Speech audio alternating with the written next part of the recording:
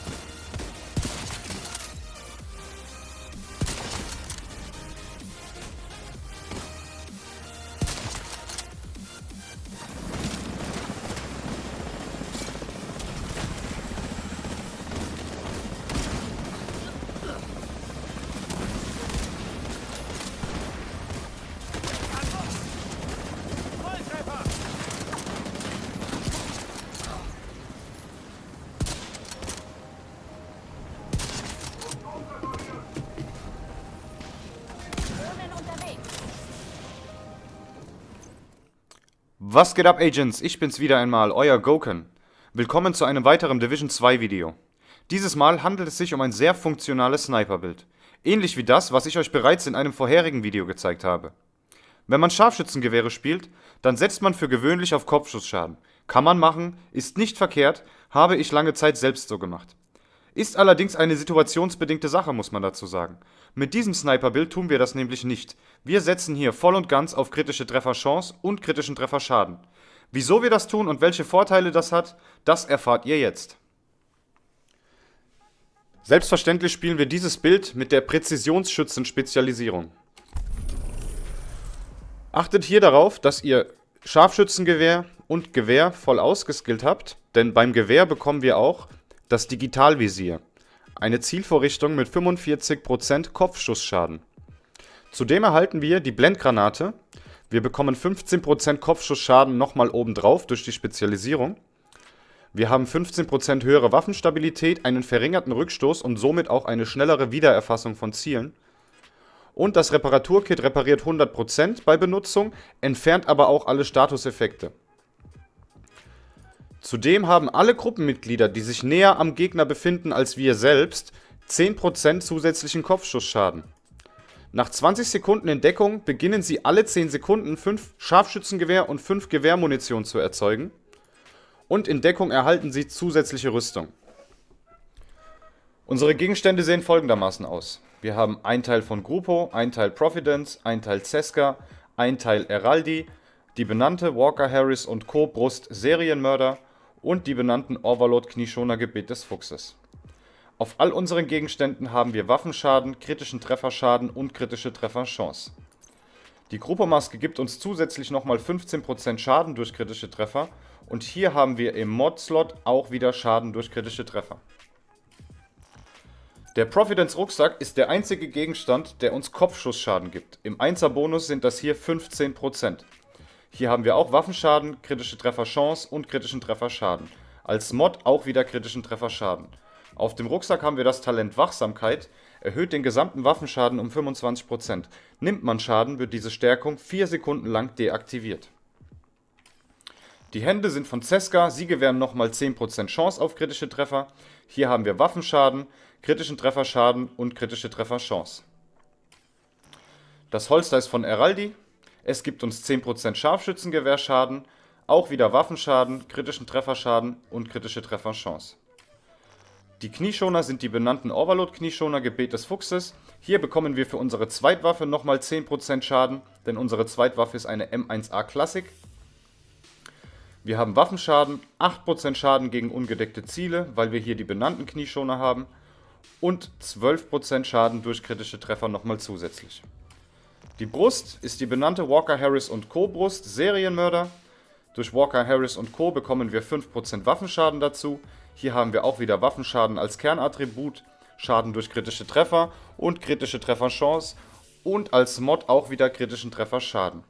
Das Talent auf der Brust ist perfekter Kopfgeldjäger. Wenn Sie einen Gegner mit einem Kopfschuss töten, fügt der nächste Treffer, den Sie innerhalb von 30 Sekunden mit einer Waffe erzielen, 150% des Schadens des Kopfschusses zusätzlich zu. Wenn wir also einen Gegner mit einem Kopfschuss töten, bekommen wir auf den nächsten Schuss 150% des Kopfschussschadens dazu. Dieser Schaden ist auf 800% Ihres Waffenschadens begrenzt. Er erhöht sich auf 1250%, wenn Ihr Kopfschussschaden in den Werten bzw. in unseren Stats 150% übersteigt. Die Hauptwaffe auf diesem Sniper-Bild ist das exotische Scharfschützengewehr Mantis.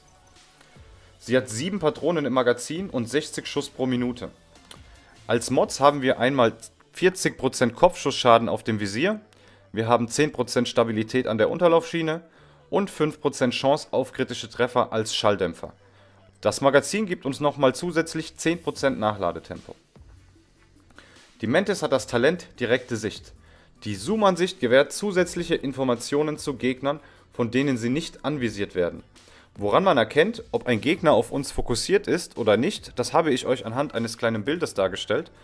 Hier sehen wir auf der linken Seite eine gelbe Markierung um den Kopf, das bedeutet, der Gegner ist nicht auf uns fokussiert.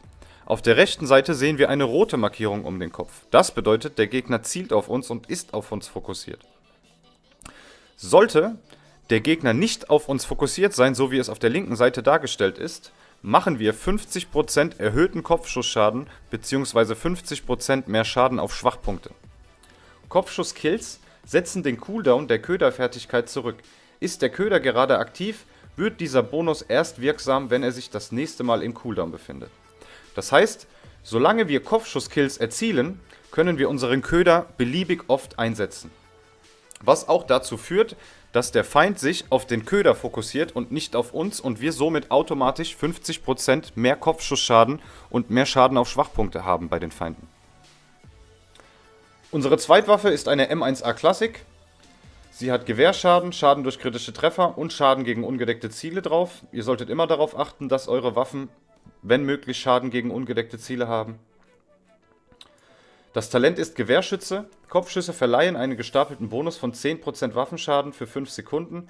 Die maximale Stapelgröße ist 5. Das heißt, wenn wir schnell genug Kopfschüsse erzielen, bekommen wir bis zu 50% Waffenschaden dazu. Dieser Stapel hält sich für 5 Sekunden.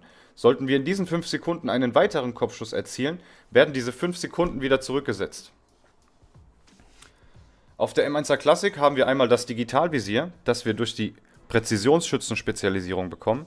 Hier haben wir nochmal zusätzlich 45% Kopfschussschaden, verlieren aber dafür 5% Schaden durch kritische Treffer. An der Unterlaufschiene haben wir 5% Chance auf kritische Treffer und als Magazin das erweiterte Magazin, das uns nochmal 5 Patronen zusätzlich gibt. Da wir mit der Mantis als Hauptwaffe spielen, nutzen wir hier selbstverständlich die Köderfertigkeit. Der Ablenkungsköder erzeugt eine lebensechte Projektion, die von Gegnern als Gefahr wahrgenommen wird und ihre Aufmerksamkeit ablenkt. Hier habe ich Lebensenergie und Wirkzeit als Mod im Köder. Wenn wir den Köder werfen und die Feinde sich auf den Köder fokussieren, machen wir automatisch 50% mehr Schaden auf Kopfschüsse und 50% mehr Schaden auf Schwachpunkte, sofern der Feind sich nicht auf uns konzentriert. Als zweite Fähigkeit nutze ich hier den Wiederbeleber-Drohnenstock. Ich bin viel allein unterwegs und spiele Scharfschützengewehr auch viel im Solo. Deshalb gibt er mir eine zweite Chance, falls ich mal sterben sollte. Aber wenn ihr in einer Gruppe unterwegs seid, dann ist das natürlich auch optional. Ihr könnt hier auch die Scannerdrohne reinnehmen, da wir die Präzisionsschützen-Spezialisierung spielen. Die ist sehr, sehr praktisch. Sie scannt nicht nur Feinde, sondern lenkt auch Drohnen auf sich oder den Drohnenstock, den schwer gepanzerte Feinde auf Legendär auf ihrem Rücken tragen. Ist also auch eine sehr, sehr praktische Fertigkeit in einem Scharfschützengewehrbild.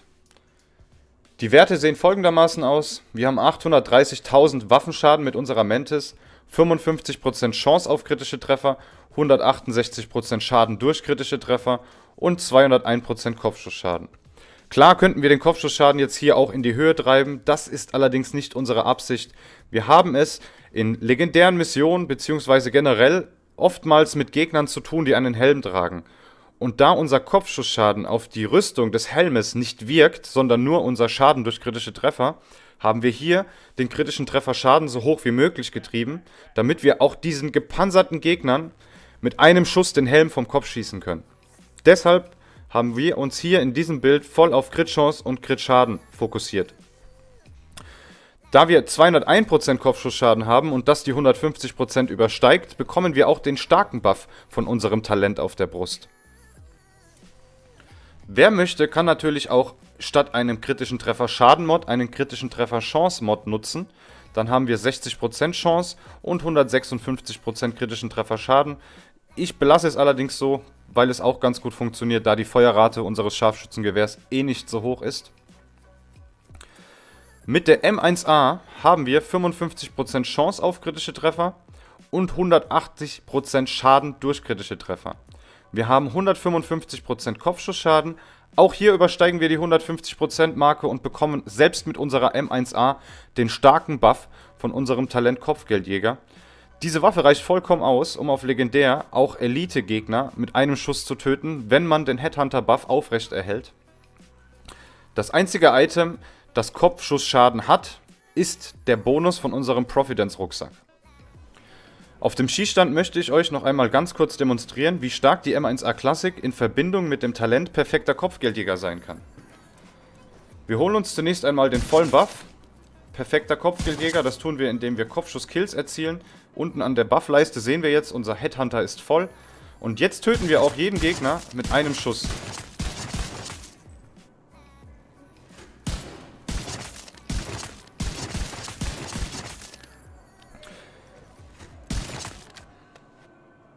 Wie ihr hier unten links sehen könnt, machen wir kritische Kopfschüsse mit 13.358.214 und nicht kritische Kopfschüsse haben immer noch 11.750.000.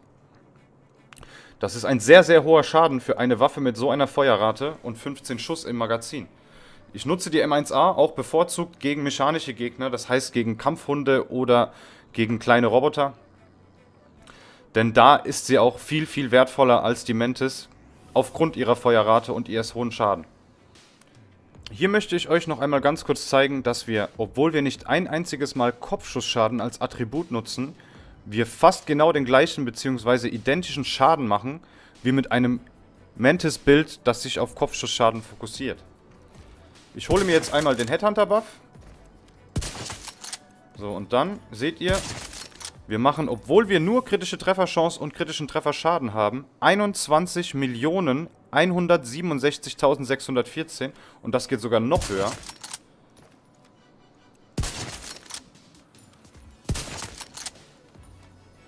Das reicht vollkommen aus, um auch auf legendären Missionen die Helme von schwer gepanzerten Feinden mit einem Schuss zu zerstören. Selbst in einer vollen Gruppe. So, der höchste kritische Treffer auf den Kopf war jetzt hier, unten links könnt ihr es sehen, 21.372.388. Das, was wir hier vorne angezeigt bekommen, ist nur die Lebensenergie von unserer Zielscheibe.